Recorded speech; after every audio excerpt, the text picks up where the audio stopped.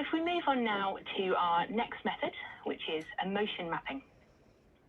Now, why is this valid? Well, here we're really moving on to that phenomenological approach and thinking about how a place and the features in it really shape our perception, our emotion of it. Okay, so this is a really important data set in considering those different people. You should be able to see the mood graph, okay? This was developed by Yale University, and it's a really common way now, really popular way of assessing mood in an area.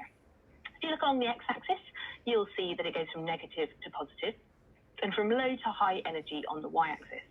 Essentially what we're doing is categorizing our mood into one of the sections, okay? One of those 64 words that are on there. Now, why are we doing this? Well, obviously, emotion is inherently subjective, and that's okay. We want that data. We want to know what people think of the area.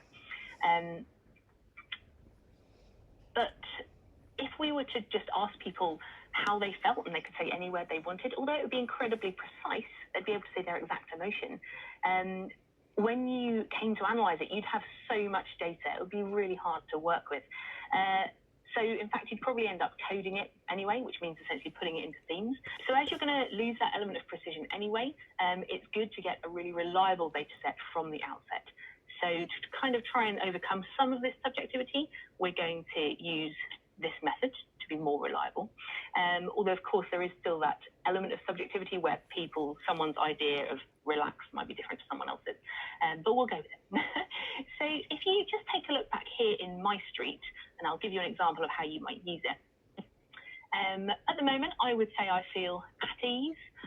You know, I'm familiar with the area. It's not a great day, so it's not more positive. So if I find at ease, I'll notice that it's green 2. Okay, and that's how we record the data for our emotion mapping. So what I'd like you to do is to have a go at doing your own example.